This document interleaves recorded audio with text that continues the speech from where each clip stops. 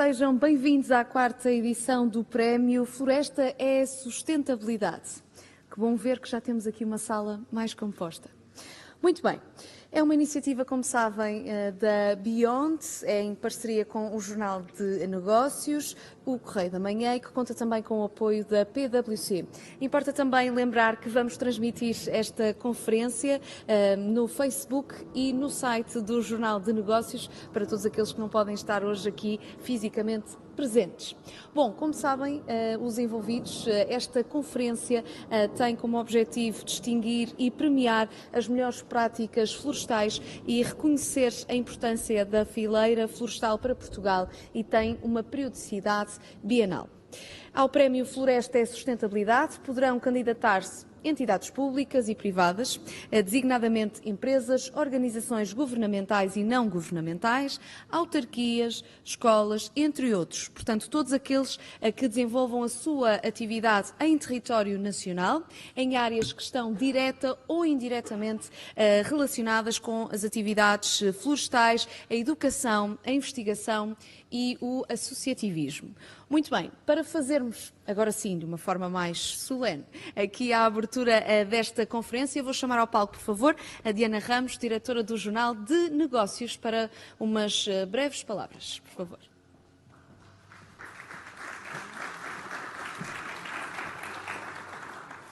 Com menos solenidade do que aquilo que a Ágata estava aqui a propor, é certo, mas gostava de facto de vos dar as boas-vindas a esta quarta edição do Prémio Floresta é Sustentabilidade. É um prazer, enquanto diretora do Jornal de Negócios, fazer parte desta iniciativa, estar aqui também convosco hoje, promovendo com esta iniciativa aquilo que de melhor se está a fazer na fileira florestal. A sustentabilidade é definitivamente um tema com que nos confrontamos todos os dias e o setor florestal e das fibras de base florestal sabe da importância que esta palavra tem também no seu cotidiano.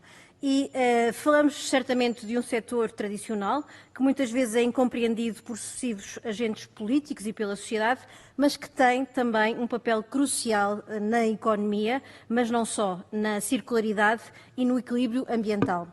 Vemos pelos números, aliás, as bioindústrias de base florestal representam, segundo dados da própria Beyond, que foram divulgados também recentemente numa entrevista, uma entrevista que saiu há muito poucos dias. Este setor representa 4% do PIB e 9% das exportações portuguesas. Este setor das bioindústrias de base florestal é também responsável por 75 mil postos de trabalho e no plano ambiental ajuda na mitigação de 6 milhões de toneladas de gases com efeitos de estufa. Não podia deixar de sublinhar estas diferentes vertentes também que o setor traz acoplado a si. É certo que ainda há um caminho pela frente, mas é também evidente que este setor tem vindo a adaptar-se e a inovar face às exigências que se lhe impõem. E é também por isso que este prémio ganha particular relevância. Porque mais do que as palavras, é a força dos projetos e das ideias aquilo que melhor ilustra o desenvolvimento, a criatividade e a inovação. Estamos por isso em crer no Negócios que esta será uma excelente montra para os muitos que estão a fazer tanto e a mexer o setor. E, portanto, lanço um desafio também que depois desta sessão e desta abertura institucional deste Prémio Floresta e Sustentabilidade, a que se candidatem, porque este prémio será certamente o principal palco daquilo que poderá ser visto como uma mudança transformacional e geracional neste setor que é determinante. E agradeço também desde já ao júri que nos está a acompanhar nesta iniciativa, que tem um papel essencial também para que todo este processo corra pelo melhor, à PwC também por se juntar a nós e, por último, à Beyond, que é um exemplo de como o setor tradicional cresce e se regenera, muda de olhos postos no futuro. Por isso, também o nosso agradecimento por nos ajudar a promover este prémio, que visa isso mesmo, no fundo, regenerar e ajudar a crescer projetos que são relevantes nesta fileira. E que esta edição que agora lançamos, no fundo, nos ajuda a todos neste caminho que percebemos de forma cada vez mais inequívoca que a floresta é também sustentabilidade. Muito obrigada a todos.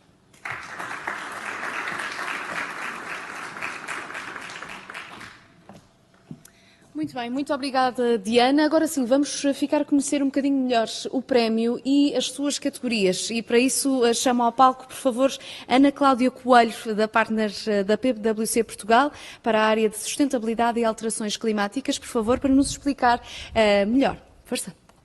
O palco é seu.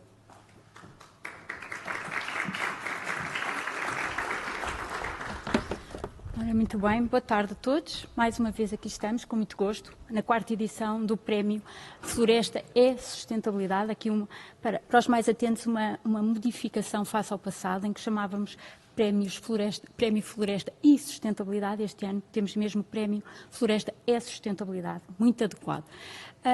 Algumas notas introdutórias. Portanto, como sabem, este é um prémio que vai na sua 4ª iniciativa.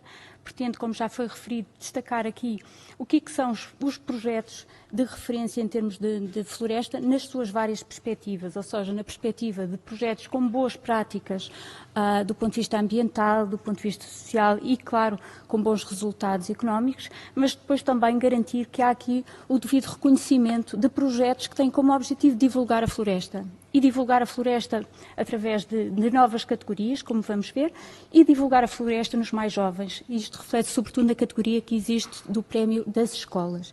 E, portanto, é esta a abrangência que se pretende com este prémio. Deixem-me só avançar. Ok. Muito bem, então, como eu referi, o objetivo deste prémio é reconhecer o valor da floresta, o nosso maior capital natural, alertar todas as camadas da população, incluindo os jovens e a idade escolar, para a importância deste ativo, que é património de todos, promover a economia circular, promover a inovação e a relação entre a floresta e a comunidade. E, portanto, tudo isto são as vertentes que se pretendem, no fundo, avaliar e distinguir nos projetos candidatos. Este prémio, vai então na sua 4ª edição. E tivemos já um conjunto de categorias, fomos evoluindo em termos de categorias e também em termos de candidaturas. Como podem ver, começámos com 75 candidaturas no biénio 16-17, depois tivemos 113 candidaturas em 2018-2019 e 2020-2021 foi aqui um ano que sofreu muito com a pandemia e, portanto, todo o processo de divulgação do prémio e de candidatura sofreu bastante com a pandemia e, portanto, só tivemos 28 candidaturas. Em termos de categorias, portanto, este ano, como eu já referi, vamos ter aqui algumas alterações ao nível das categorias, que têm como objetivo, no fundo, dar aqui visibilidade a um grupo novo de possíveis projetos a destacar na área do jornalismo. E, portanto, temos aqui esta nova categoria do jornalismo e mantemos a categoria da economia e sociedade, da categoria da inovação e a categoria das escolas. Em termos do que são os objetivos destas categorias, e, portanto, a primeira e que se mantém, Economia e Sociedade, pretende então distinguir projetos e ou negócios sustentáveis lançados por associações de produtores, empresas florestais, empresas não florestais, prestadores de serviço ou outras entidades. E, portanto, temos aqui toda a cadeia de valor, no fundo, do setor da floresta pode candidatar-se, enquadrando-se aqui nesta categoria. Os candidatos devem apresentar projetos bem geridos, que apliquem boas práticas em operações florestais, mas também que sejam inovadores e com importância social e ambiental. E, portanto, as candidaturas são efetuadas mediante resposta a um questionário e apresentação, no fundo, de argumentos relativamente a um conjunto de questões que são colocadas, e estas questões visam avaliar estas várias vertentes, ou seja, é preciso verificar se os projetos são efetivamente projetos de sucesso, que implementem boas práticas, que tenham um caráter inovador e também que tenham estas vertentes ambientais e sociais bem refletidas. Ao nível da categoria inovação, pretende-se aqui distinguir os projetos inovadores provenientes da academia ou de outras entidades relacionadas com a área. Portanto, aqui, ao nível da academia, incluem-se aqui autores de trabalhos académicos, investigadores ou grupos de investigação, institutos politécnicos, centros de investigação tecnológicos e outros. Podem candidatar-se trabalhos nas áreas das ciências exatas, sociais, humanas e naturais, entre outras. Escolas. Portanto, aqui o objetivo, e este prémio já inclui as escolas, já vai no terceira edição em que inclui esta categoria.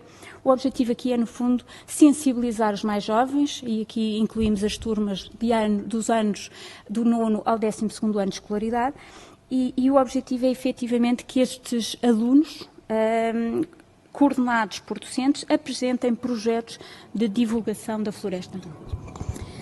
Ao nível aqui dos projetos das escolas, é valorizado, são valorizados os projetos interturmas, ou seja, projetos que não sejam apresentados apenas por uma turma. Os candidatos deverão apresentar projetos que visem alertar e sensibilizar os espectadores para a importância e o valor da floresta. E, portanto, aqui o objetivo é, por um lado, garantir que os próprios alunos, ao fazer os projetos, ao preparar os projetos, ganhem mais sensibilidade para a floresta e depois, por outro lado, através da divulgação desses projetos, também contribuam, então, para a sensibilização geral da sociedade para a relevância da floresta. Finalmente, a nova categoria, então, do jornalismo. Esta categoria está estruturada com duas subcategorias, multimédia e imprensa escrita, e pretende, então, distinguir trabalhos jornalísticos que contribuam para a divulgação de projetos, trabalhos, investigação ou iniciativas relacionadas com a temática florestal associada às bioindústrias, representadas pela Beyond, que permitam então aprofundar o debate público sobre a fileira florestal e a sua importância para a economia nacional. Nesta perspectiva que falávamos, não é? A perspectiva da importância da fileira do ponto de vista económico, do ponto de vista social, da criação do emprego, do ponto de vista ambiental. Nós sabemos hoje em dia que a floresta é absolutamente essencial para Portugal alcançar as metas que tem ao nível da neutralidade carbónica. Tivemos recentemente em consulta pública um projeto na área do mercado voluntário de carbono e, portanto, tudo isto são temas relacionados com a floresta e com a importância e o papel que a floresta tem a desempenhar na sustentabilidade.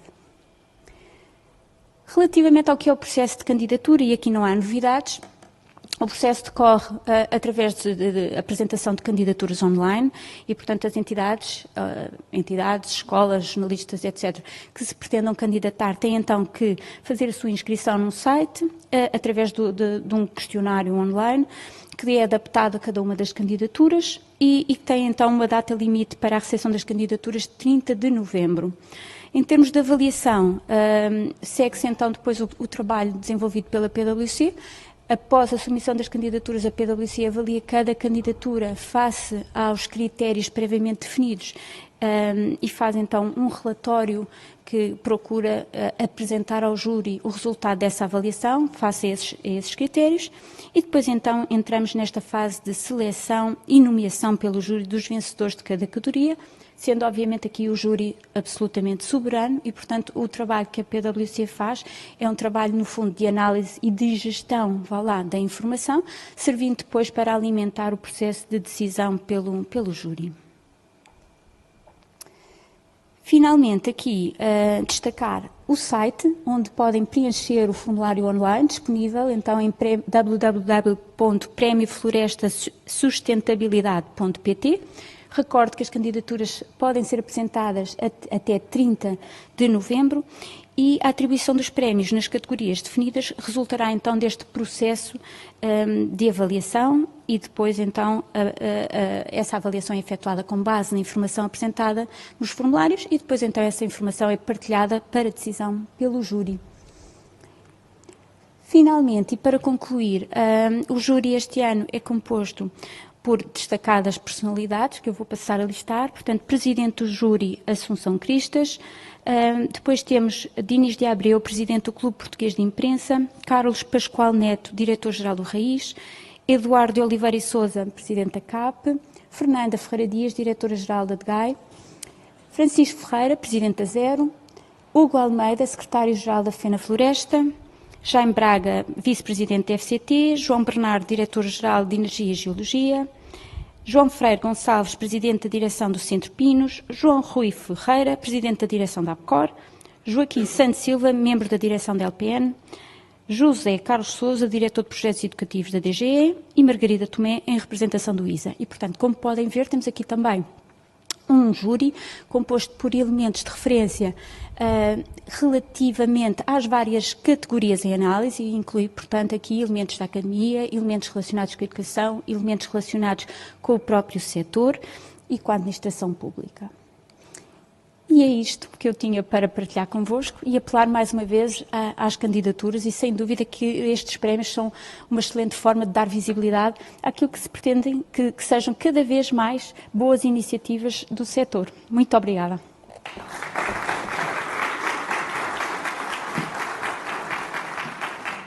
Bom, muito obrigada, Ana Cláudia Coelho. Vamos então já passar para o próximo momento. Por favor, chama ao palco a professora doutora Assunção Cristas, presidente do júri, que acabou de ser apresentado.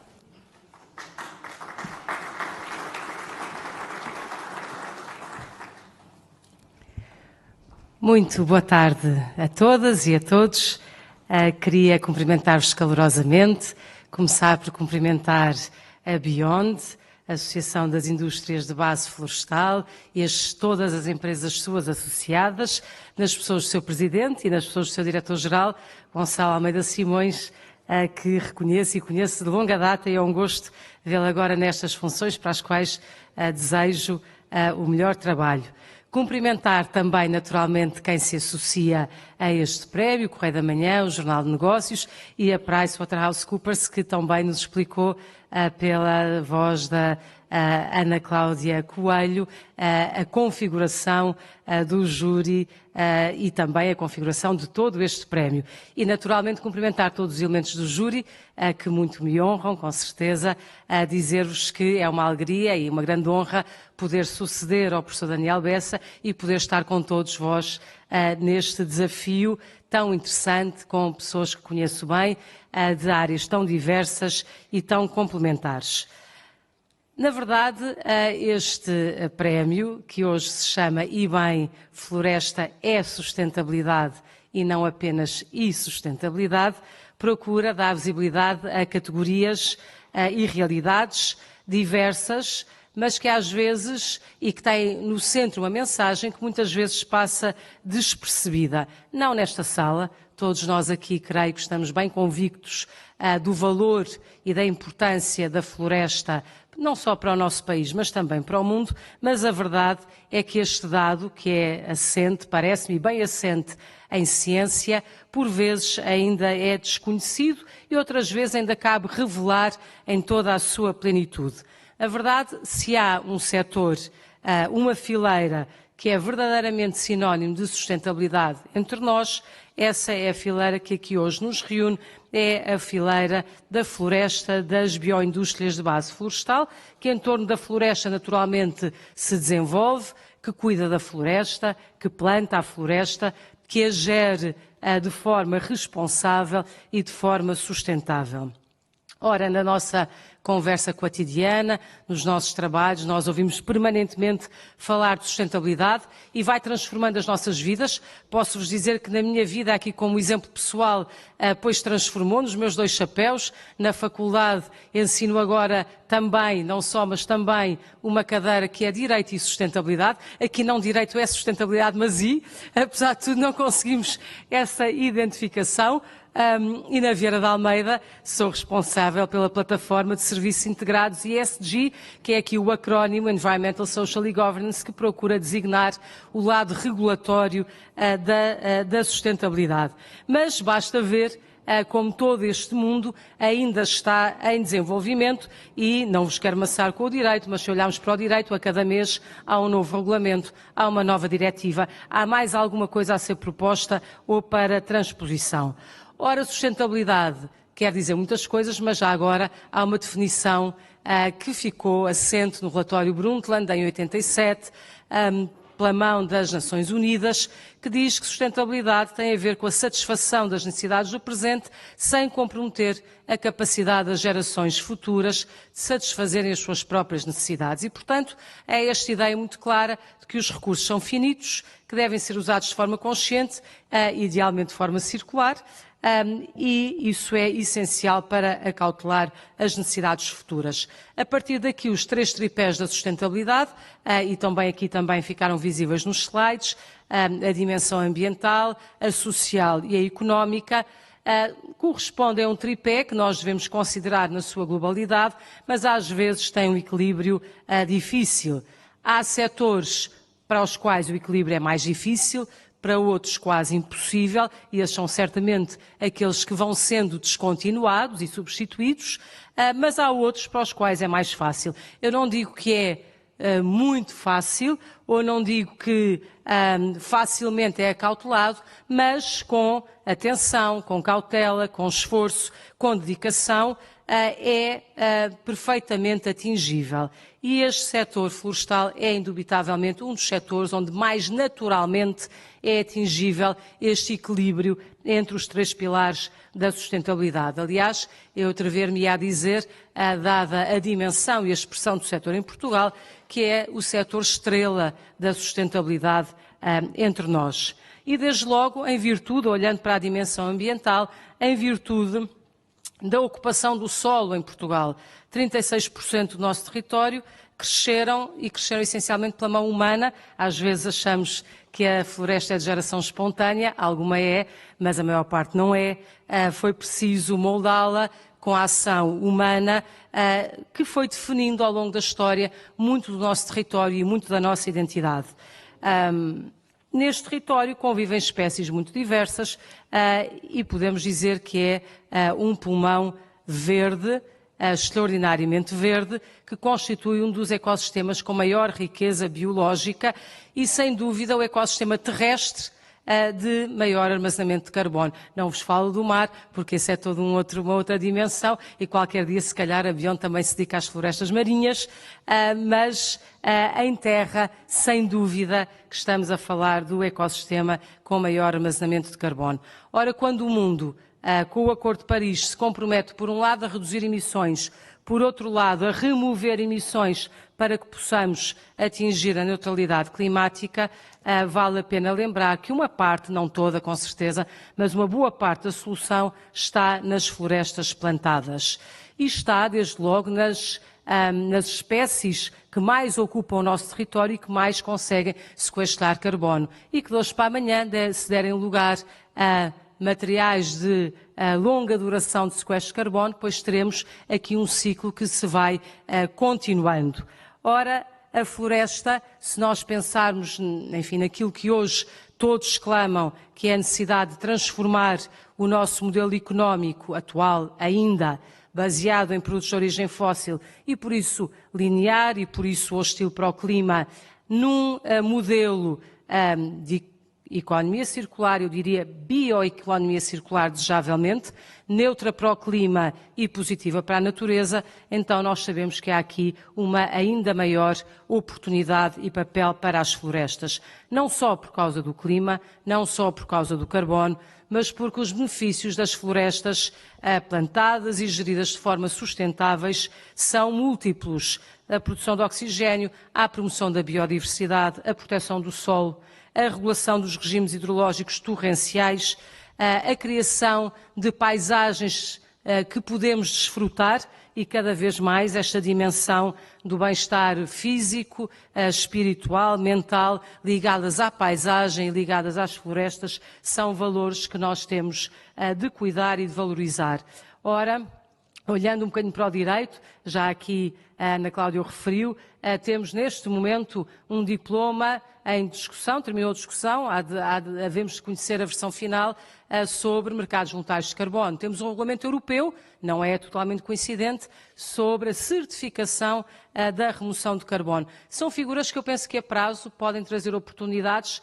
Talvez não, provavelmente não, para aquelas áreas de produção já bem geridas, mas para as outras que não tinham ou não têm interesse para o mercado, por serem menos produtivas, por estarem em zonas menos favorecidas. Mas a prazo outras figuras, espero que também figuras jurídicas, como os créditos para a biodiversidade, poderão também aqui desempenhar um papel relevante.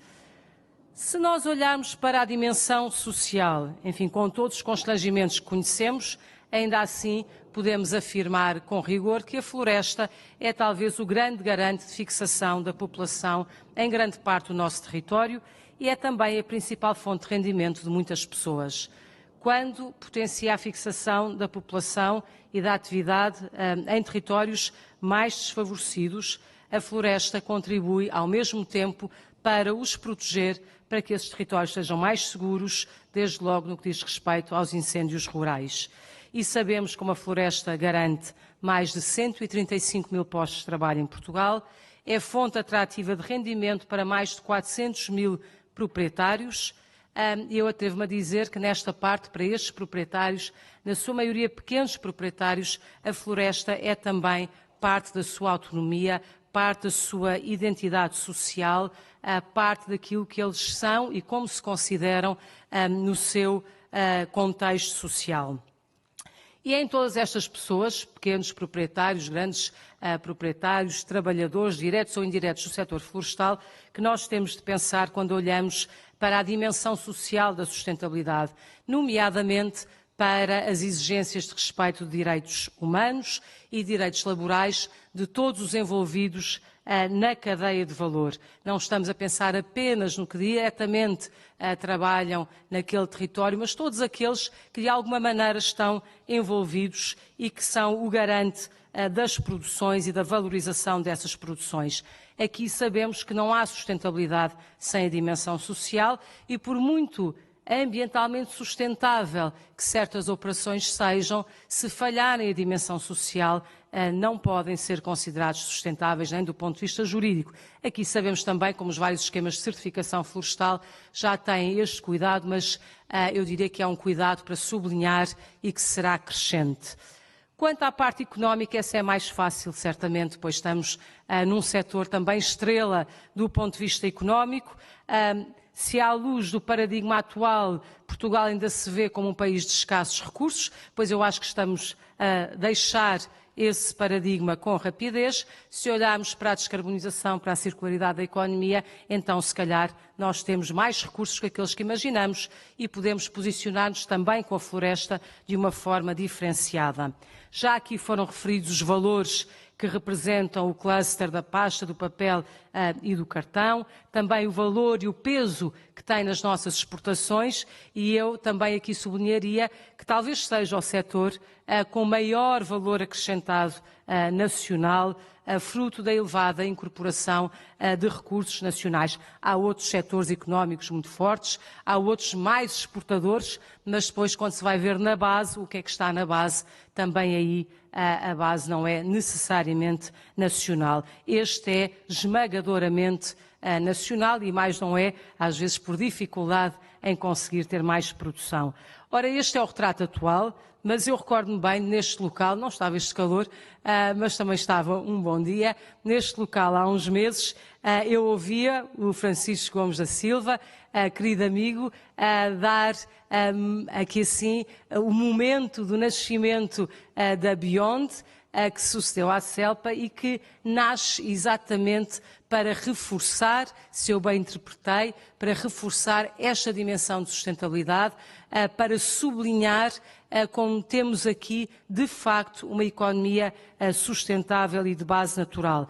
Ora, o que eu vi então e o que vou vendo e vou acompanhando com atenção do trabalho que está a ser feito pelas associadas da Beyond, levam-me a crer que daqui a uns anos há muito mais para acrescentar a esta dimensão económica e haverá mais fruto de trabalho de investigação, de investimento nessa investigação e no desenvolvimento, de novas soluções de base natural, com materiais recicláveis, materiais biodegradáveis, num paradigma todo ele assente na lógica da circularidade.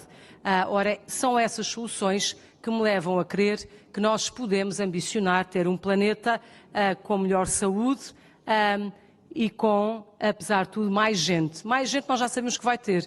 A boa saúde do planeta é que ainda é uma incógnita. Se não for pelo lado da inovação, pelo lado da ciência e pelo lado do investimento na transformação dos processos e dos produtos, dificilmente será alcançado. Como eu tenho uma grande fé na capacidade humana de criar e de inovar, também acredito que isso vai acontecer e acredito sustentadamente no trabalho que já está a ser desenvolvido. É por isso que este prémio, em boa hora, largou o I e passou a ser um verbo. A floresta é sustentabilidade, porque tem o objetivo de deixar e promover para deixar ao mundo e às gerações futuras uma melhor floresta, olhar para projetos que promovam o valor ambiental, social e económico da floresta portuguesa e, ao fazê-lo, a Beyond está, sem dúvida, a dar visibilidade a projetos, a instituições, a disseminar conhecimento, a ajudar a replicar os bons exemplos, com vista, de facto, a termos a melhor economia, um planeta melhor e gente certamente mais feliz. Eu faço votos para que apareçam muitas e boas candidaturas, ali alinhadas com a segunda edição, sem querer estar a dar trabalho a mais à Price, mas seria ótimo, será ótimo, porque será sinal de que há muitas pessoas e instituições empenhadas nesta causa, esta causa comum de termos mais e de melhor floresta. E nesse caso eu espero que o problema do júri seja um bom problema, que é ter muitos casos, bons casos e boas candidaturas para tomar boas decisões. Muito obrigada a todos.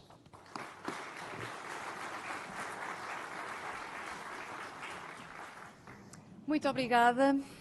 Muito bem, obrigada, aliás, às três mulheres que vieram aqui logo no início falar-nos e dar aqui este kick-off, este arranque desta conferência. Muito bem, estamos aqui, como já perceberam, para falar de floresta e sustentabilidade, inovação e biodiversidade. E nada melhor do que juntar aqui um painel diversificado, composto por personalidades independentes das mais variadas áreas e que pela sua experiência e também pelo seu percurso vão enriquecer e valorizar esta iniciativa. Portanto, vamos agora ter no momento seguinte aqui uma mesa redonda. Vou chamar aqui ao palco, por favor, para moderar esta mesa redonda, Hugo Neutel, jornalista do Jornal de Negócios, por favor. Já está aqui prontinho. E que vai passar agora a apresentar as restantes pessoas que o vão acompanhar. A floresta, como temos visto ao longo desta sessão, boa tarde a todos. A floresta, como temos visto ao longo desta sessão, é uma atividade com crescente importância económica e social e que aposta também cada vez mais na investigação e no desenvolvimento e na inovação. É para debater todas essas vertentes que convidamos Gonçalo Almeida Simões, o diretor-geral da Beyond. Gonçalo, por favor. Também João Bengaróvios Menezes, o secretário-geral da Business Council for Sustainable Development, a BCSD, uma associação sem fins lucrativos que representa mais de 140 empresas de referência em Portugal e que se comprometem com a transição para a sustentabilidade. Também a CEO da Sociedade Ponte Verde, Ana Trigo Moraes.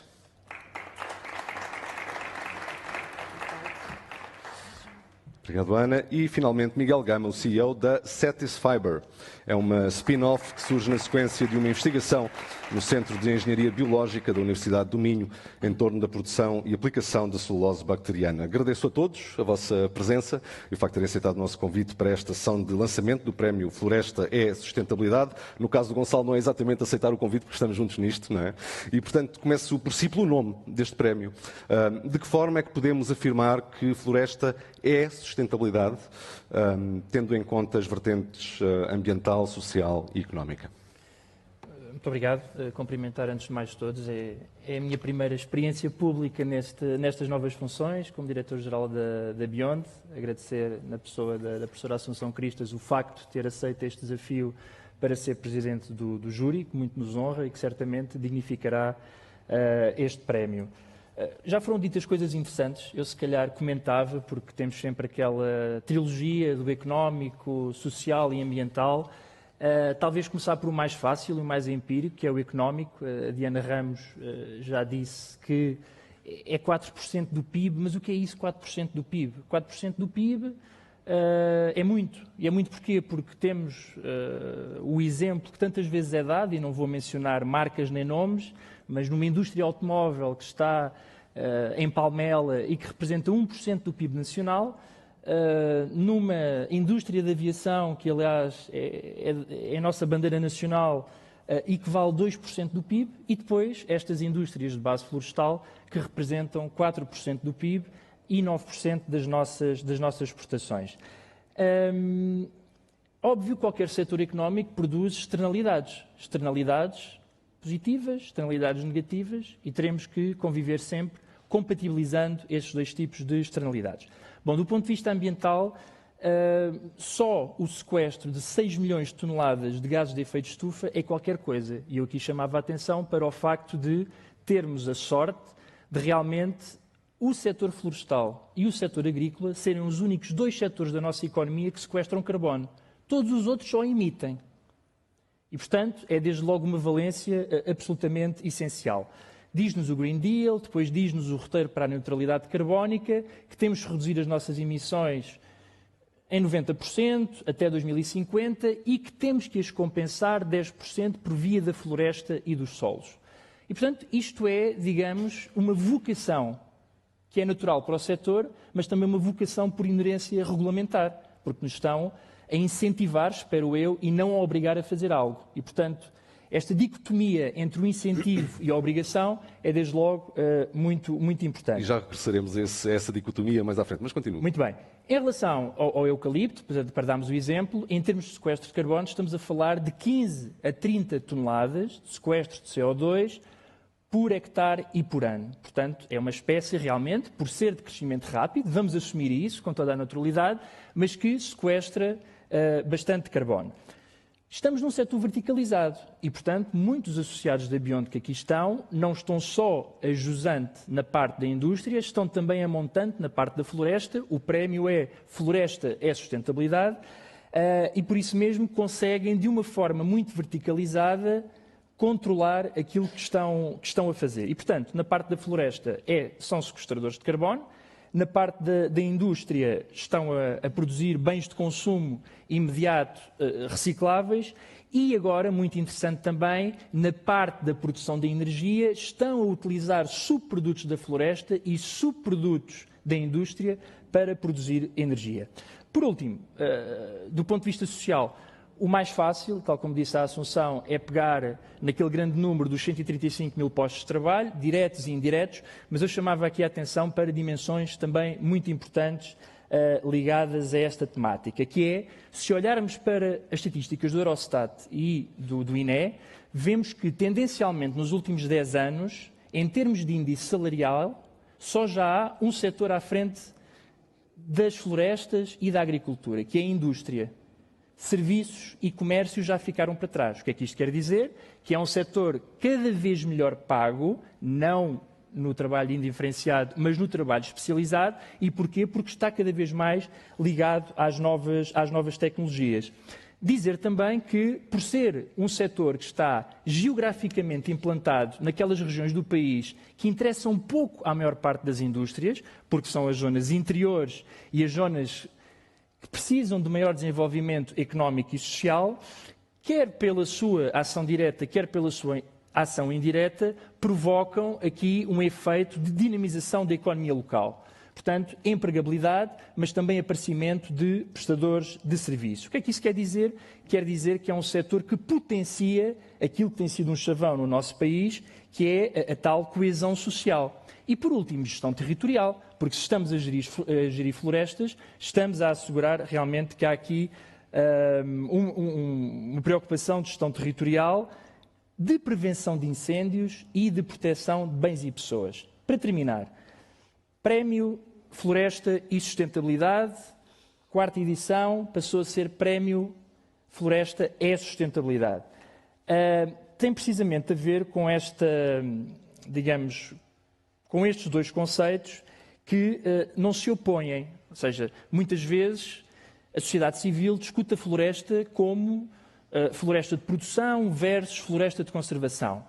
Não é esse o objetivo. O objetivo é compatibilizar estas duas realidades, porque haverá mais desinteresse por parte do proprietário florestal, sobretudo do pequeno proprietário florestal, quanto mais a floresta de produção não for uma prioridade.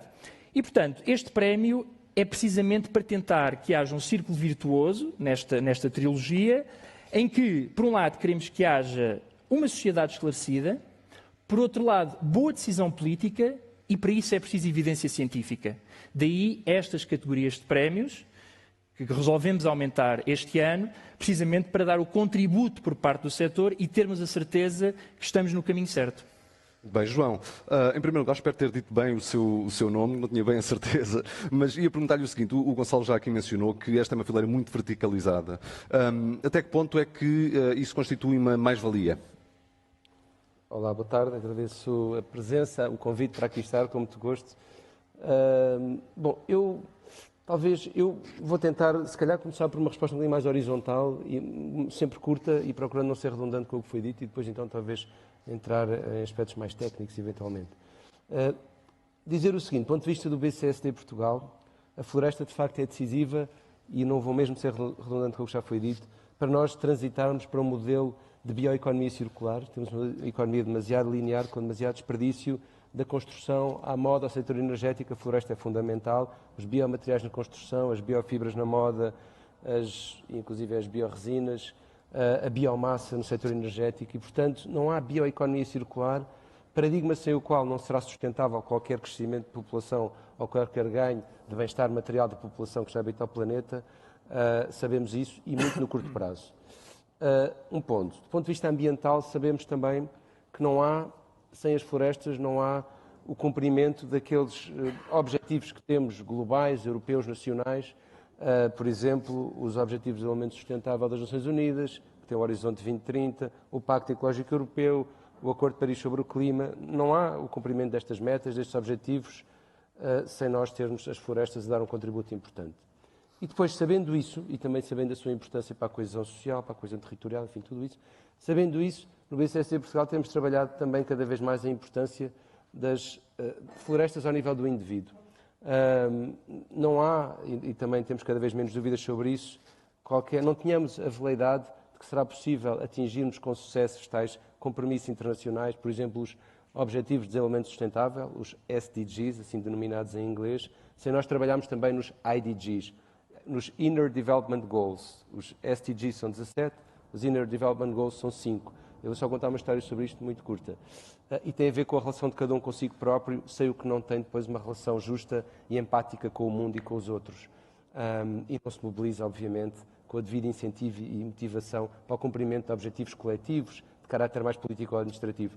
Há uns anos fui a Paris e fiquei alojado no CISIEM, no bairro junto ao Jardim de Luxemburgo, e descobri que viveu em tempos, nos anos 50, 60, um escultor russo chamado Zadkine, que tem algumas esculturas no espaço público em Paris, não só, numa pequenina vivenda piso térreo, assim aninhada entre aqueles prédios de 6 andares do CISIEM, e era uma casa-museu, já tinha morrido, era possível visitar na altura, e a casa entrava-se por um pátio muito estreito, tinha só uma árvore no centro, e entrava-se para a sala, e na sala havia uma vidraça, uma janela que dava para este pátio, com uma árvore no centro, e tinha uma coleção de postais que ele tinha escrito para amigos, pendurados na parede, e mesmo junto à janela, de onde se via a tal árvore, tinha um postal em que dizia, em que ele tinha escrito apenas isto a um amigo: tens de vir à minha casa nova em Paris, ver como uma árvore muda a vida de um homem. E essa ideia de que as florestas, ou de que uma árvore pode mudar a vida de um homem, de que sem os IDGs, sem trabalharmos em nós próprios, nós nunca vamos alcançar estes objetivos coletivos, é cada vez mais importante para o BCSD. E, portanto, uma resposta mais horizontal, e depois então podemos ir a coisas mais verticais. Mais à frente iremos então. Ana Trigo Moraes, que papel é que produtos como o papel, o cartão e outros à base de fibra florestal podem ter em termos de sustentabilidade? Bem, boa tarde a todos, que espaço tão agradável. Muito obrigada pelo convite, muito obrigada, Gonçalo, parabéns por estas funções, parabéns a esta iniciativa. Eu estava aqui a ouvi-los e a pensar, de facto isto é um desafio, este tema, este prémio Floresta é a sustentabilidade. E para mim parece-me que é uma forma diferente e talvez urgente de debatermos a capacidade da floresta, respeitarmos a floresta e usarmos a floresta como este importantíssimo recurso natural que temos. E ele está de facto muito próximo, junto da cadeia de valor onde a sociedade de Ponte Verde trabalha, que é a cadeia de valor do grande consumo, que é altamente dependente da floresta e se calhar nem todos os portugueses e nem todas as pessoas percebem esta dependência e esta proximidade tão grande que nós temos da floresta, que aliás é a fonte de recursos, como por exemplo o papel, que irá dar base à embalagem que está a suportar e continuará com certeza a suportar o consumo.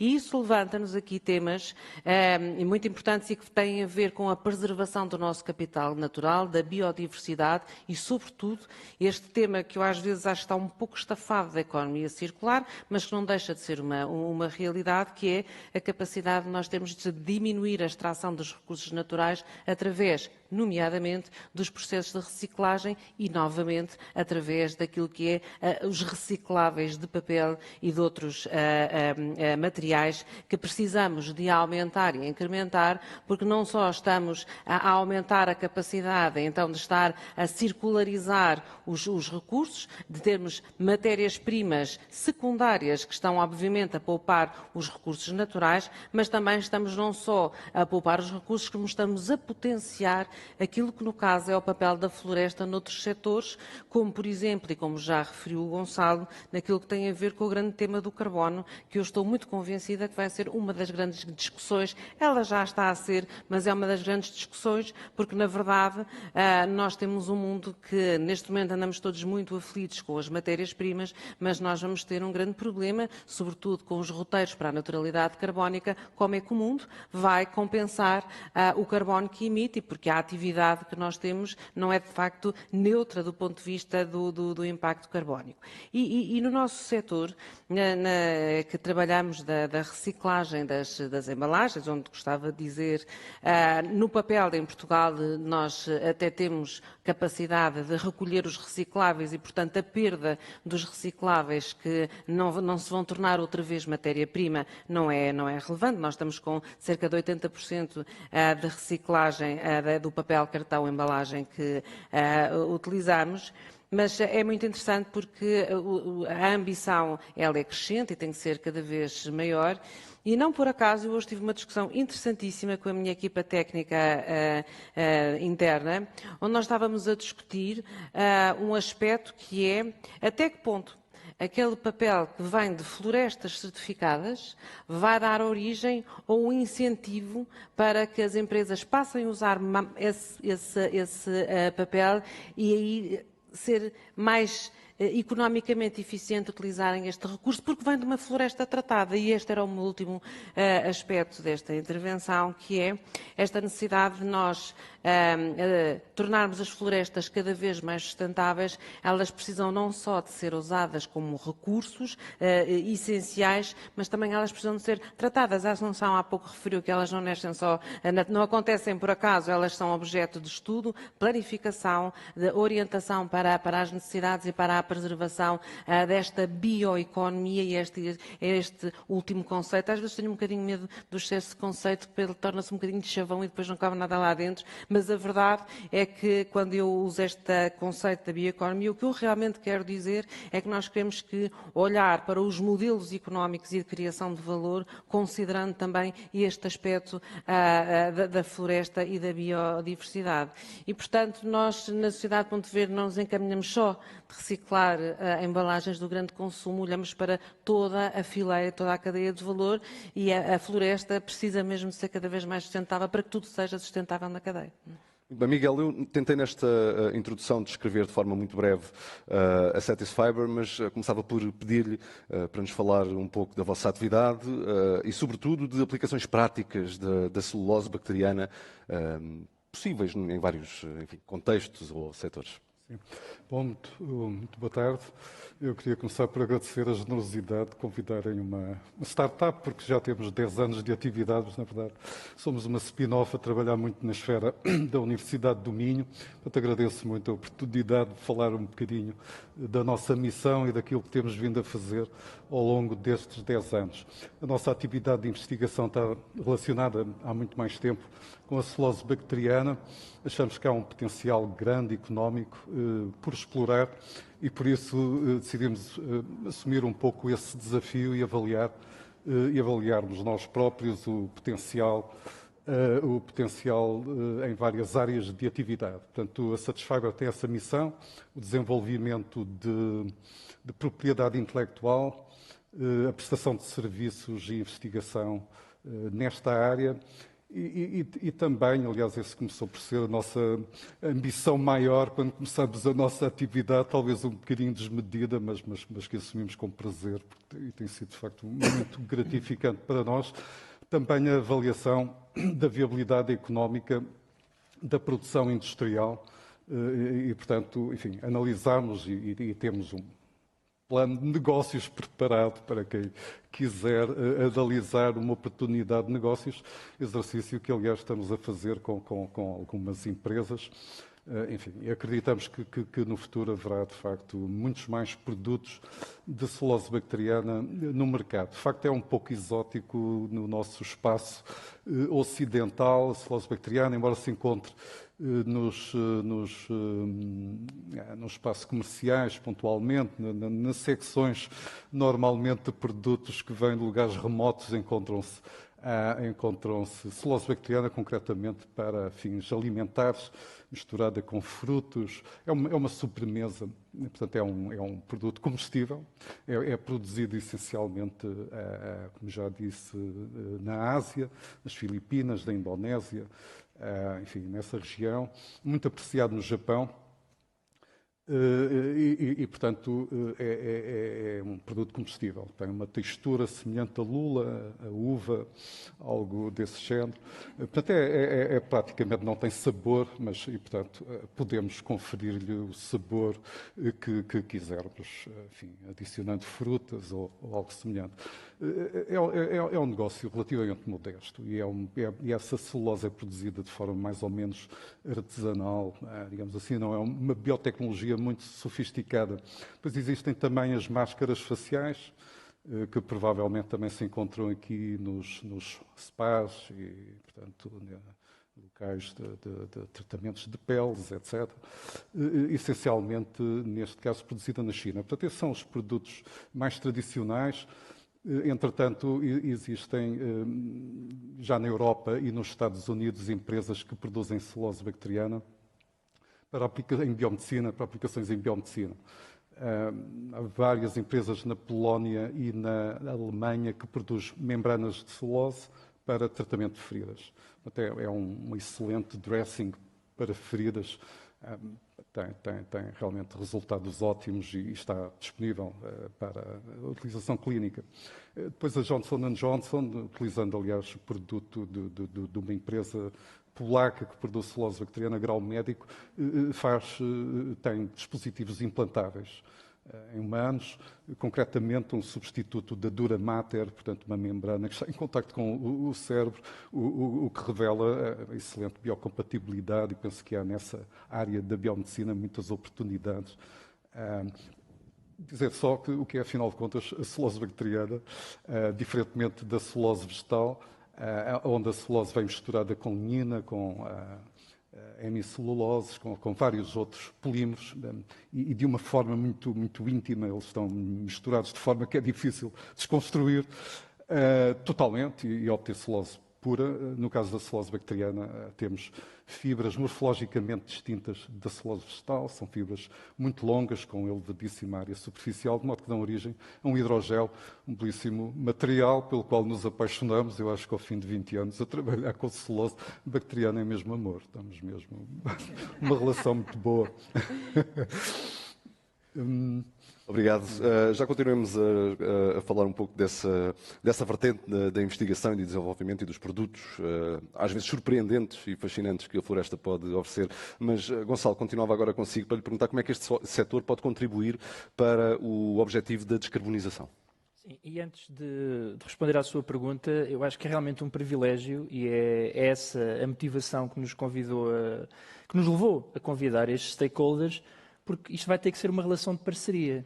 Pode haver floresta, pode haver indústria que produz celulose, mas depois, se não houver uma associação como a BCSD que veja a valência de impacto económico e impacto ambiental, se não houver uma sociedade de Ponto Verde que eduque e que faça pedagogia, nomeadamente junto dos mais novos, mas também dos mais velhos, ou seja, toda a sociedade, e depois uma startup que seja criativa e que encontre novas formas realmente para dar como produto final àquela que é a matéria-prima produzida por este setor. E daí isto vai ter que ser feito numa relação umbilical, mas de parceria, porque senão não vai ser possível. Ninguém consegue fazer nada sozinho.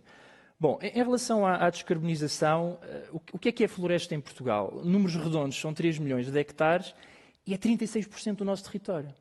E que floresta é esta? Uma floresta bem gerida, mal gerida, pequena propriedade, grande propriedade?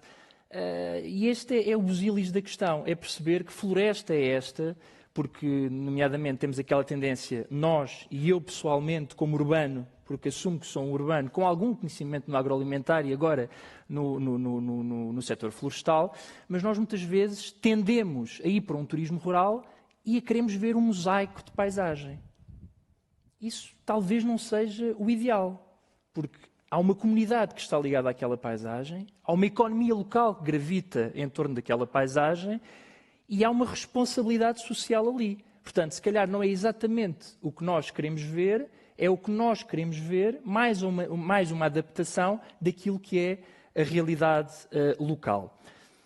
A floresta sequestra 15% das emissões de gases de efeito de estufa em Portugal. E às vezes o setor tem dificuldade em comunicar isto. E a minha proposta de valor é, desde já, o que é que são 15% de gases de efeito de estufa em Portugal? É aquilo que, por exemplo, a área metropolitana do Porto produz anualmente. Já dá para perceber. E é o que produz, e são os 60% de emissões que produz a área metropolitana de Lisboa. Ou seja, é suficiente? Não. Estamos muito, muito longe de conseguir satisfazer os objetivos que temos pela frente. Mas é um objetivo, quer dizer, é enorme que a floresta já sequestre 15%. Depois, em relação aos produtos, qual é aqui o desafio? O desafio é precisamente substituir produtos que utilizam matéria-prima de origem fóssil. E esse é o desafio do setor.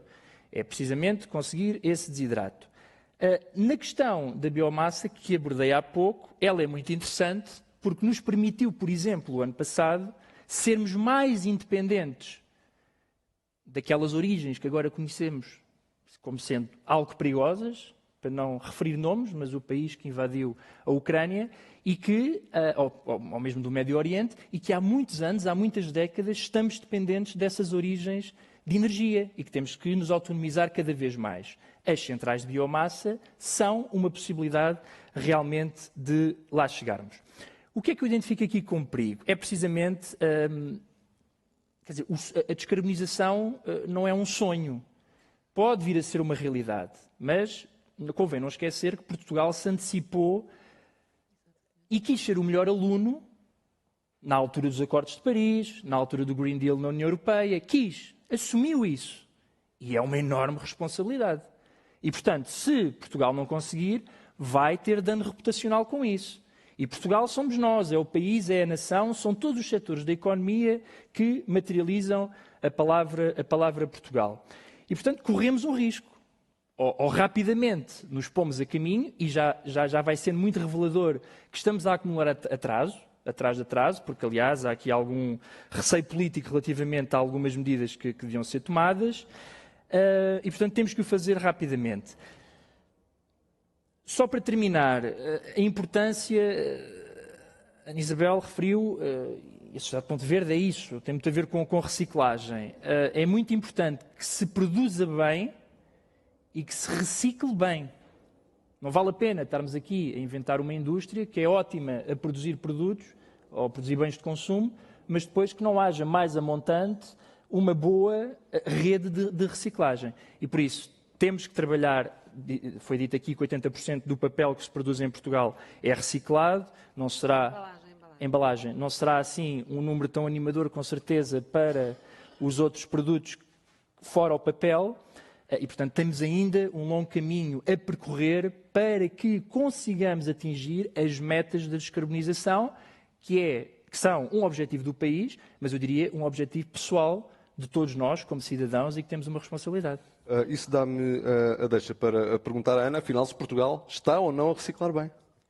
Sim, eu, se me permitisse, queria só complementar uma coisa relativamente ao que o Gonçalo disse e que me parece muito importante.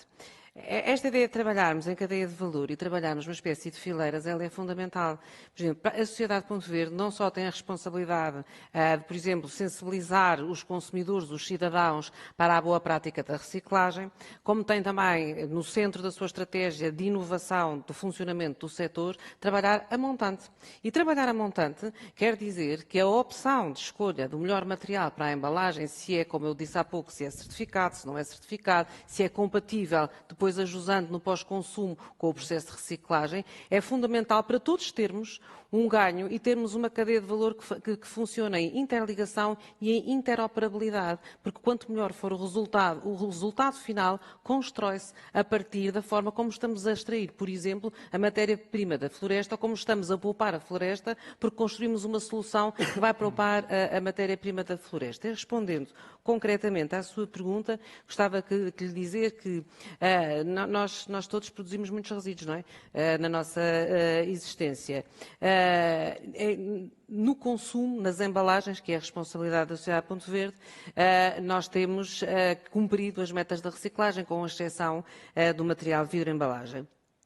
E, portanto, nós estamos a cumprir as nossas metas de reciclagem, mas eu não consigo dizer isto com um grande contentamento, apesar do nosso dever estar cumprido, porque eu tenho que reconhecer que o país tem um problema no cumprimento das suas metas globais de reciclagem de todos os resíduos urbanos, nomeadamente, por exemplo, os resíduos indiferenciados, onde há um peso relevante de resíduos, por exemplo, de base florestal e de resíduos que poderiam ser reciclados. Por exemplo, a madeira tem um potencial de reciclagem muito grande que não está a ser aproveitado e, portanto, eu diria que, de facto, em Portugal aquilo que vai correndo bem é o sistema de reciclagem das embalagens, mas há muito outro potencial para aproveitar e temos pouco tempo para atingir as metas de reciclagem dos 5 milhões de resíduos urbanos que produzimos em Portugal, dos quais só 24% são embalagem. Mas, voltando à madeira, gostava de partilhar aqui um bocadinho a nossa experiência.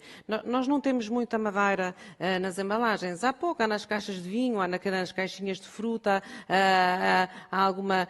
Agora é engraçado porque com o tema do plástico houve uma procura de outros materiais e com alguma reutilização foi-se buscar um bocadinho de madeira, mas enfim, não tem grande expressão. Mas há um potencial de nós recolhermos madeira para ela ser reciclada muito grande. Eu sinto na indústria que vem ter com a Sociedade Ponto Verde a dizer: vocês não conseguem entregar-me madeira. Eu preciso de madeira para produzir mobiliário. Eu preciso de madeira para produzir, por exemplo, chão e pavimentos. Há carência de matéria-prima, porque nós temos um problema de matérias-primas que é um bocadinho mais global. E, por outro lado, há um desafio muito grande a fazer e a desenvolver no país, que é esta lógica de nós levarmos ao cidadão a oportunidade deles próprios serem mais amigos da floresta, que é criando, por exemplo, uma rede, ou amplificar, se eu quiser ser de facto honesta e rigorosa, uma rede de ecocentros, onde as famílias possam, os móveis que já não utilizam, uma secretária que ficou desatualizada, um resíduo de uma qualquer obra que teve em sua casa, vai a um ecocentro e entrega esses materiais, porque o potencial de reciclagem está lá. E é esta falta de infraestrutura, de serviço que o país tem, que tem também no caso da madeira, e isto pode ser ampliado, porque se isto é verdade para a madeira, também é verdade noutros materiais, isto tem estado na origem deste incumprimento de todos os resíduos que nós, como cidadãos, produzimos no seu conjunto, e, portanto, há enormes oportunidades. Eu gostava imenso, eu digo estas coisas meio a brincar, bem a sério, mas, na verdade, eu gostava de, por exemplo, construir em vários pontos do país um conjunto de ecocentros onde eu conseguisse não só trabalhar sensibilização ambiental, como conseguisse recolher resíduos para mandar reciclar, como conseguisse ter pequenos laboratórios experimentais, como conseguisse ter laboratórios para reparar, por exemplo, alguma coisa, porque a reutilização também é importante na hierarquia de gestão de resíduos. Nós até temos que começar por reduzir, e a floresta aí a ser beneficiada, reutilizar e reciclar, e, portanto, eu acho que podemos escalar em ambição, e vou-me calar, porque senão nunca mais me calo a falar destas coisas. João, há pouco ouvíamos o Miguel descrever algumas aplicações práticas da celulose bacteriana, aplicações que, pelo menos para um leigo como eu, são surpreendentes e de alguma forma fascinantes. Como é que olha para o papel que este setor tem no que diz respeito à investigação, desenvolvimento e inovação? Bom, não há mudança de paradigma sem um forte investimento em inovação. E, portanto, nós temos sempre de trabalhar nos 3 horizontes de inovação. Não há transformação sem trabalharmos o incremental, que é aquilo que podemos fazer no imediato, mas não há também inovação ou transformação sem trabalharmos os horizontes disruptivo e moonshot mais longo prazo. Eu diria que a distribuição de esforço deveria ser 60% no incremental, 30% no disruptivo e 10% no moonshot, aquilo que podemos ser capazes de alcançar a 20 ou 30 anos, como é que nos vemos no futuro. Talvez complementar dizendo 2 coisas de que sinto falta, digamos, no contexto nacional. Penso que precisamos cada vez mais de uma concertação social para estes temas, São temas que já não são apenas de foro ambiental, cruzam o foro ambiental, como temos estado a ver, com o económico, com o social. Precisamos de uma enorme convergência entre os diversos planos nacionais. Por exemplo, ao ouvir as partes aqui presentes, eu penso que nós temos uma meta, do ponto de vista da conservação, de ter 30% do território protegido, atualmente é cerca de 22%. E se calhar precisamos de uma abordagem diferente e de um tipo de inovação diferente para os 30% em que deve prevalecer a conservação e para os outros 70% em que pode ser predominante a produção. O tal mosaico, que referi há pouco o Gonçalo, se calhar deve ser predominante nos 30% de conservação e os outros 70%, então podemos ter uma abordagem mais produtivista e devemos.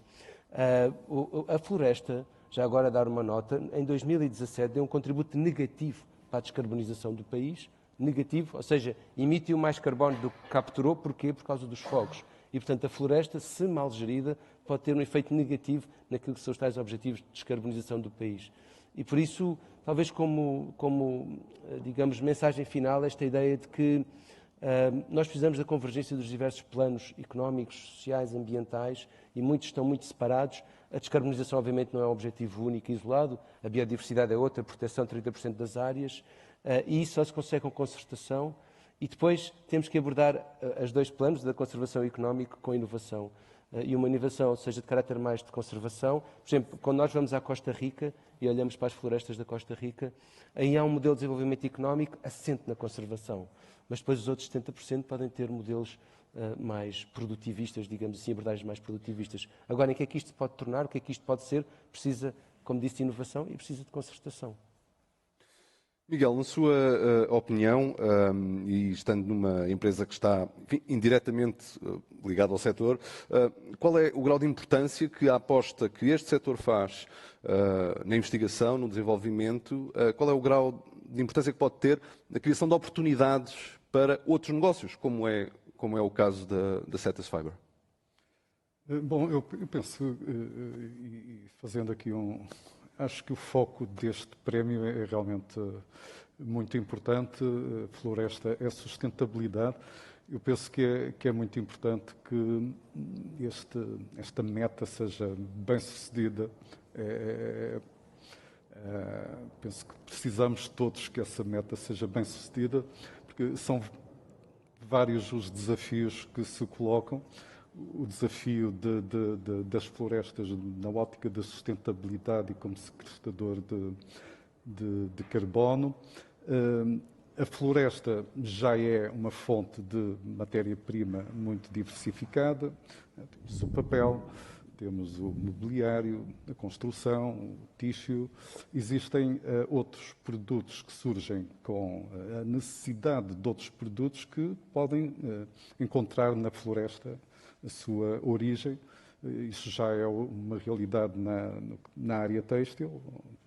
A perspectiva, penso eu, não sendo um especialista em floresta, é de um crescimento muito grande da utilização de matéria-prima florestal para satisfazer a forte procura do mercado têxtil, que cresce de forma muito rápida e que não pode ser satisfeito pelo algodão e onde também não é desejável que sejam as fibras sintéticas a preencher esse mercado que vai crescendo.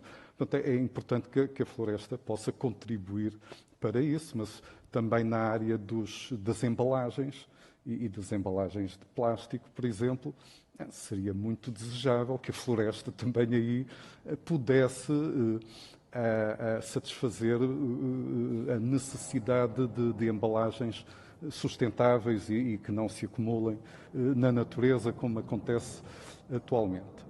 E, portanto, é necessário haver investigação, é necessário haver inovação para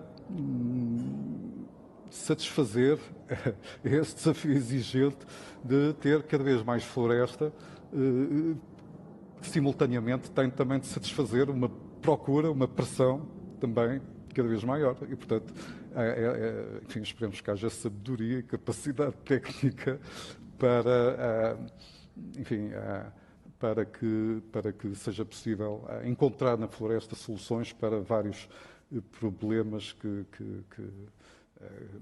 são problemas globais. Eu não tenho dúvidas de que a solução é o investimento na investigação. Tive o prazer de participar, por exemplo, num grande projeto, o projeto Impactos, coordenado no Raiz, onde penso que foram desenvolvidos, identificadas oportunidades interessantes, novos produtos na área florestal. Concretamente, por exemplo, e voltando ao meu tema preferido, a celulose bacteriana, eu vejo vários pontos de contacto com a fileira industrial, por exemplo, ao nível da utilização de uma fonte de carbono como matéria-prima para a fermentação. Portanto, não existem disponíveis fontes de açúcar para fermentação em grande escala. Disponíveis, portanto, elas já têm o seu mercado, de modo que xaropes de biomassa para utilização em biotecnologia seria, sem dúvida, algo de muito interessante, permitiria um aproveitamento de desperdícios florestais e poderia ser uma alternativa interessante à combustão. Por outro lado, a jusante a possibilidade de potenciar a reciclagem de fibra regenerada, portanto, para aplicação têxtil, através da combinação de uma celulose de alta qualidade, que é a celulose bacteriana, com celulose reciclada, que ciclo a ciclo vai perdendo propriedades e onde, portanto, essa combinação, acredito que tem também grande potencial. Muito bem, vou agora apelar à vossa capacidade de síntese, porque o tempo passa a correr para conseguirmos ainda passar aqui por mais 2 ou 3 temas. Gonçalo, temos ouvido, nomeadamente através do Miguel, de como a floresta continua a dar origem, digamos assim, a novos produtos, de alguma forma.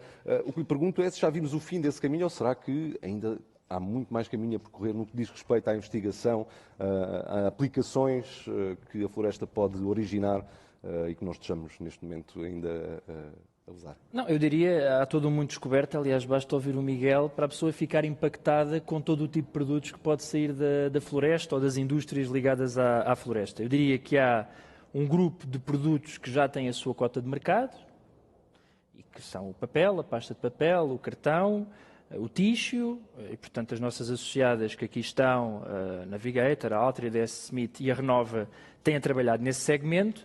Depois temos produtos mais recentes, o Miguel acabou de nomear, que é o Lyocell, que está ligado à indústria têxtil, e portanto um dia poderemos estar aqui só com roupas feitas de pasta de papel, polpa de eucalipto, alguma coisa assim.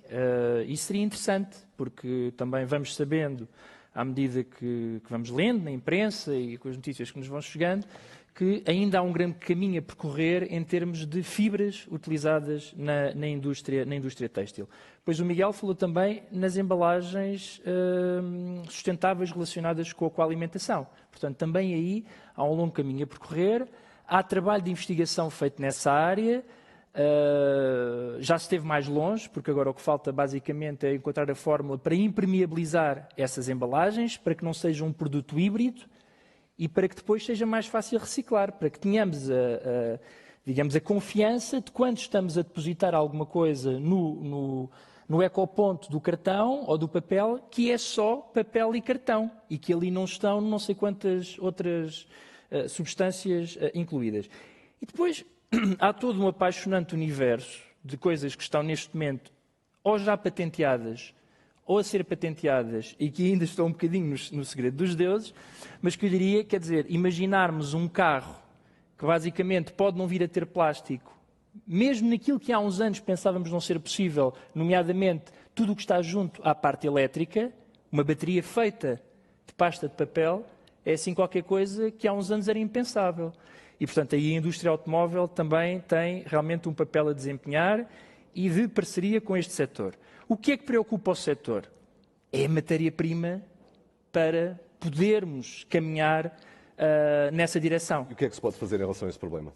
Pode-se fazer muita coisa. O setor está a fazer a sua parte, que é ter a certeza que, em termos de produtividade, por via da investigação, em termos de produtividade, está a alcançar aquilo que são os seus objetivos. Mas há um limite. A curva de crescimento tem um limite. Ou seja, se não tivermos fatores exógenos que nos ajudem, nomeadamente decisão política nesse sentido, aí seremos confrontados com uma realidade com a qual já nos estamos a confrontar, e não é vergonha nenhuma para o setor, porque outros setores também o fazem, que é também termos que importar alguma matéria-prima. Quando é uma pena, porque bem sabemos que o glóbulos, que é a espécie de eucalipto mais presente em Portugal, é, digamos, a matéria-prima que prestigia o país naquilo que é o benchmarking em termos mundiais. Mas considera que ainda há uma espécie de demonização do eucalipto em Portugal? Eu diria que cada vez menos, e por isso é que o prémio é importante, sobretudo numa dimensão de pedagogia e de educação e de dar a oportunidade de ver qual é a evidência científica produzida nesse capítulo e quais são os estudos. Porque não basta acreditarmos naquilo que aparece nas redes sociais, nem no simples soundbite. Temos que ser um bocadinho mais exigentes no ponto de vista intelectual. As restrições que dizem respeito ao eucalipto, na sua opinião, não fazem sentido? Da maneira como estão, e dado que foram feitas no rescaldo dos incêndios de 2017, naquilo que é a típica legislação no seguimento daquilo que foi a gestão de crise, pois então elas terem que ser revistas de alguma maneira, porque uma coisa é certa, termos uma floresta despovoada, descuidada e não vigiada é o que potencia os fogos rurais. João, como é que olha para a produção legislativa nacional e europeia dirigida a este setor? Quer dizer, nós estamos cada vez mais condicionados pelo ambiente regulatório europeu e bem, em certo sentido. Eu penso que a Europa é um continente muito vanguardista, diria assim, do ponto de vista das políticas ambientais.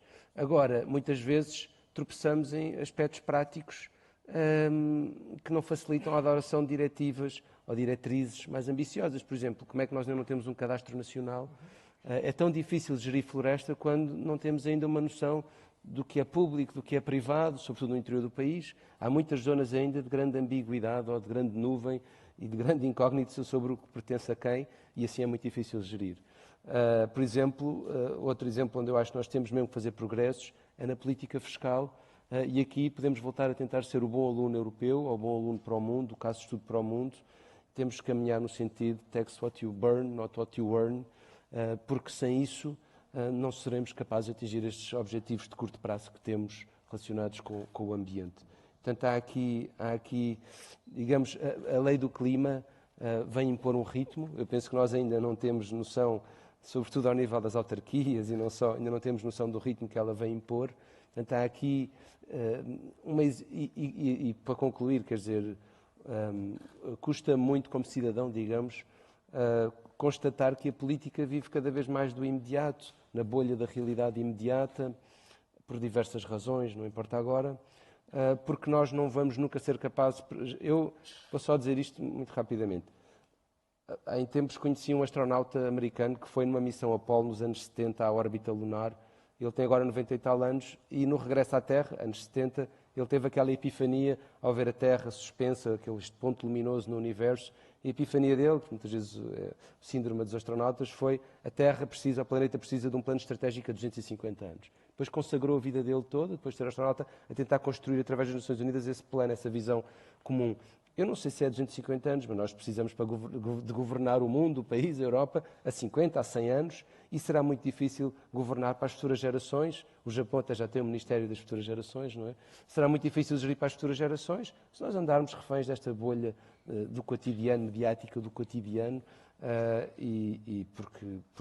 porque temos cada vez mais incentivos de curto prazo e cada vez menos incentivos para gerir para o longo prazo. Isso é contraproducente com todos os objetivos que nos trazem aqui, inclusive a gestão da floresta.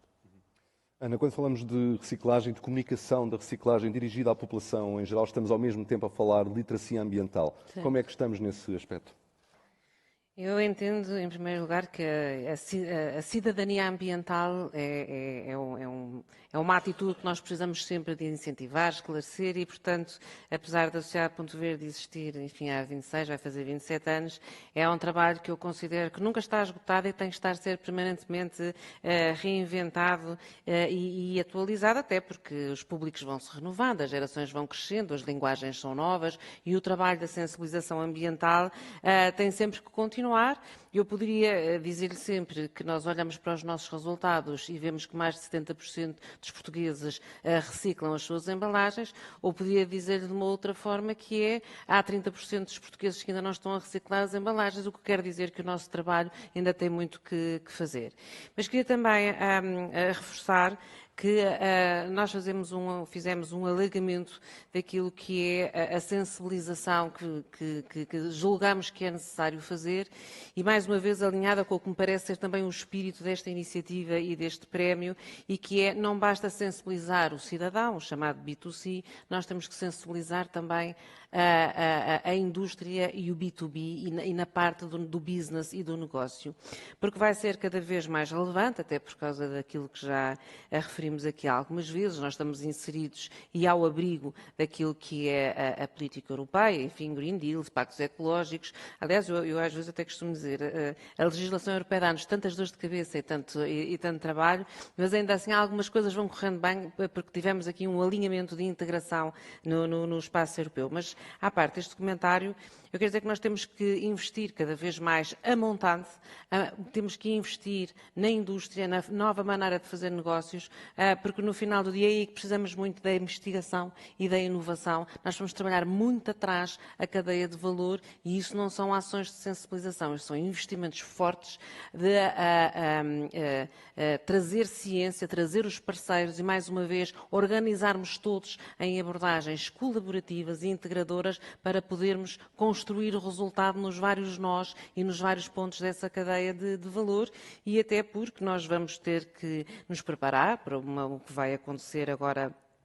Não tarda, por termos incentivos ou penalizações se usarmos melhor ou se usarmos pior os recursos. Ou seja, se eu desenhar melhor, no nosso caso, uma embalagem, nós vamos ter um incentivo, um prémio. Olhe, por exemplo, se usarmos materiais que venham de florestas que estão certificadas como florestas tratadas, sustentáveis, ou vamos ter uma penalização se eu, por exemplo, utilizar um produto que tenha uma menos-valia ambiental ou tenha um impacto ambiental negativo e, portanto, isso tem desde logo um impacto ambiental, mas também um impacto económico no consumidor, porque o consumidor é que paga. Portanto, quer dizer que a sensibilização ambiental, as campanhas de educação para a cidadania não acabam. Nós até fizemos uma experiência gira que foi, começamos a fazer campanhas de reciclagem para bebés, como eu lhe costumo chamar, que é para dizer que é desde a escola, desde que se sentam a ouvir contar uma história, que podem aprender a separar o pacotinho de leite ou o pacotinho das bolachas, mas temos muito que começar na investigação, na academia e no B2B para que toda a cadeia consiga funcionar. E depois, com os parceiros a seguir. Miguel, sobram-nos 2 minutos para que nos diga as expectativas e próximos passos da Satisfiber. Bom, nós desenvolvemos propriedade intelectual que ainda está pendente da concessão de patentes de formulações de celulose bacteriana para utilização na área cosmética e também alimentar.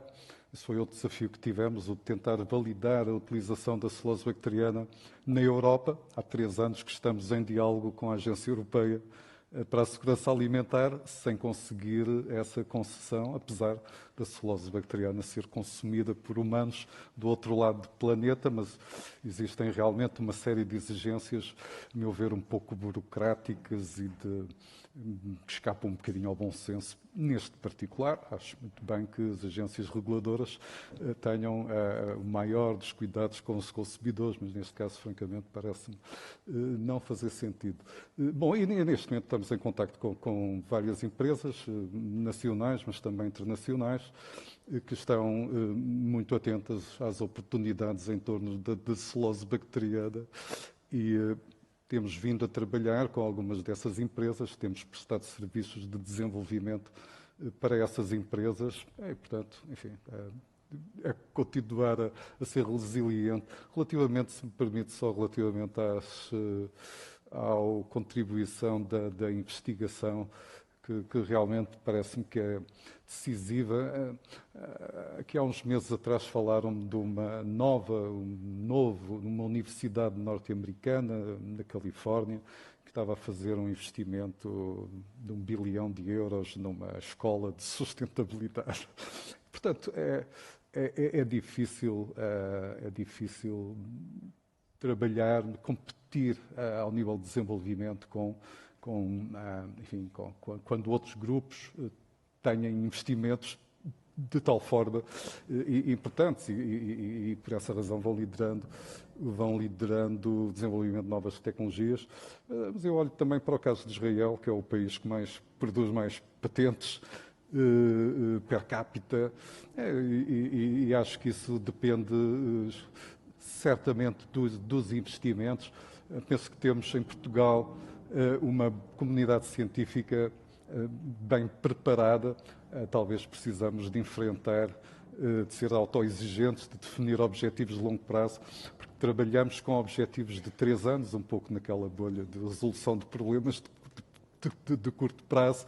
Acho que era importante assumirmos realmente desafios a muito longo prazo e o desafio de sermos líderes no desenvolvimento de tecnologia. O João ainda queria acrescentar alguma coisa em 30 segundos, e tem mesmo que ser 30 segundos. Menos 20. Só dizer que não queria fazer demasiada promoção ao BCC Portugal, mas o BCC Portugal, de facto, tem para os seus membros, para as empresas membros, soluções muito concretas para a integração destes temas, biodiversidade, capital natural nas suas cadeias de valor e, portanto, temos um conjunto de projetos muito concretos através dos quais isto se pode tornar muito concreto nas decisões e nas cadeias de valor das empresas, só dizer isso.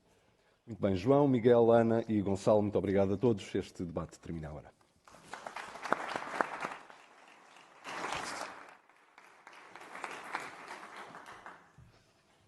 Mais uma vez, muito obrigada a todos os intervenientes. Bom, eu acho que todos se aperceberam que demos hoje então início a mais uma edição deste Prémio Floresta é Sustentabilidade, como foi muito bem sublinhado esta novidade. Aguardamos por projetos de grande qualidade nas mais variadas categorias que possam contribuir ainda mais para a sustentabilidade da floresta do nosso país. Obrigada a todos que também assistiram através das plataformas digitais do Jornal de Negócios. Saibam mais, por favor, sobre esta iniciativa e candidatem-se. É isso que queremos em prémioflorestasustentabilidade.pt. Muito obrigada a todos e vemo-nos em breve, com certeza.